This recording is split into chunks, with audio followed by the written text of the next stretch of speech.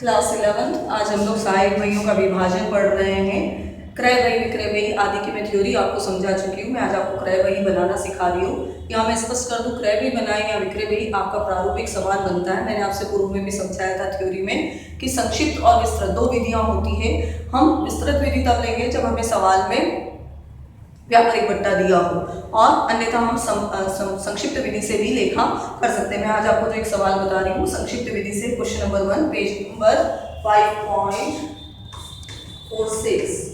संक्षिप्त विधि में हमारे क्रय वही का जो प्रारूप है वो मैं आपके सामने खींच रही हूँ। Date, particular,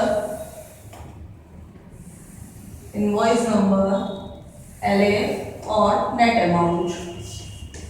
date, particulars, invoice number, LA और नेट अमाउंट। ठीक है, ऊपर हम लिखेंगे हेडिंग परचेज बुक और व्यापारी का नाम दिया हो तो आप लिख दें जैसे सवाल में दिया है, निम्न सौदों को घनश्याम की क्रय वही में लिखिए। तो हम यहाँ लिख देंगे purchase book of mister Ghanshyam.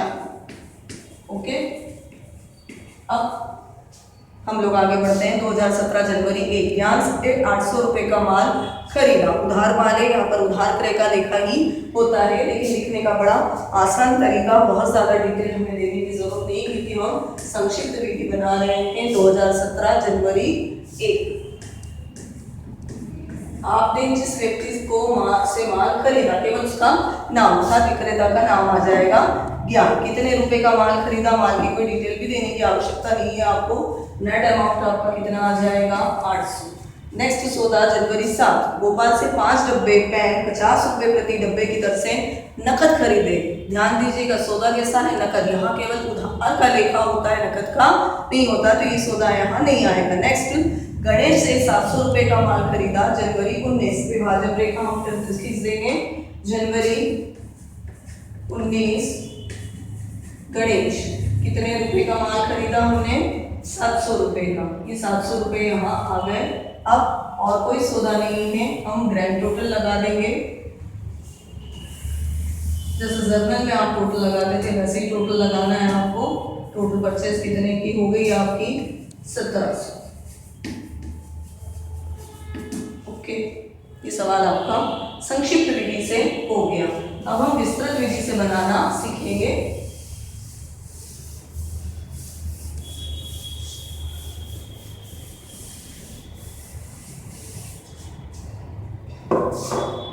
आप क्वेश्चन नंबर 2 देखिए। आप क्वेश्चन नंबर 2 में आपको बना रही हूँ, इसमें विस्तृत विधि का हम उपयोग करेंगे। पहले प्रारूप खींच देते हैं हम।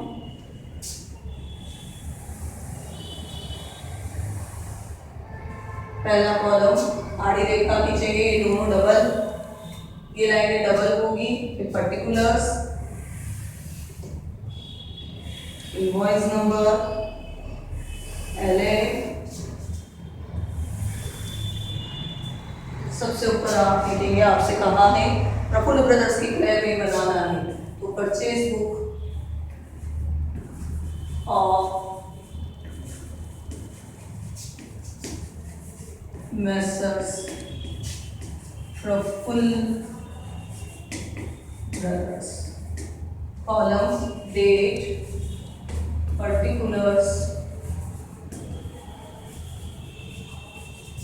invoice number, LA, detail of amount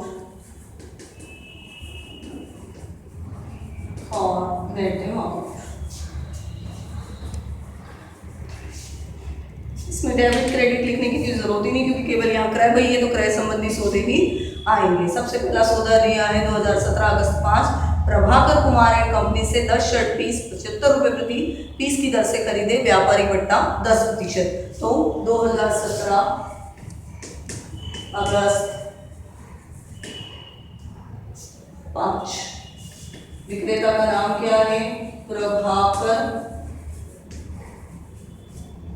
and company. अब जो डिटेल है वो लिख देंगे हम, विस्तृत विधि है इसलिए डिटेल लिखेंगे। 10 शर्ट पीस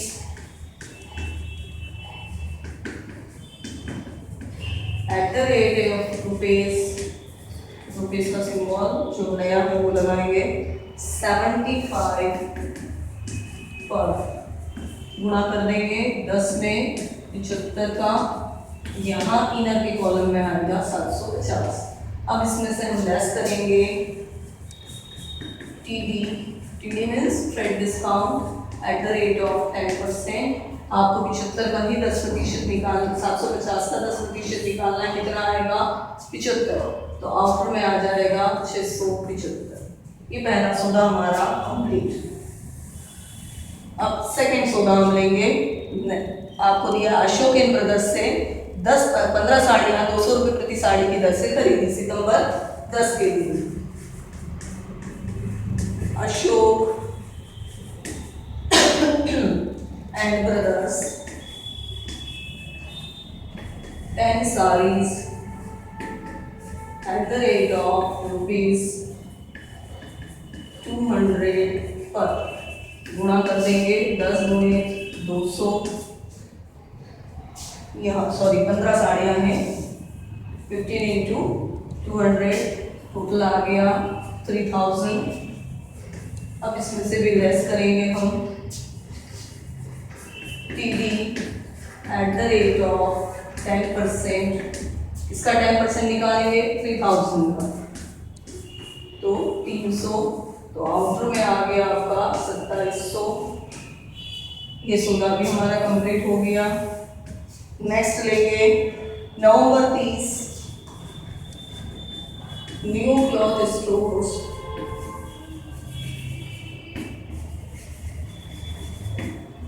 इसमें 20 चादरें हैं 80 रुपये प्रति चादर की दर से, तो 20 bedsheets eight the rate of rupees 80 पर, गुणा कर देंगे 20 में 80 का, तो ये टोटल कितने का हो गया हमारा 1600।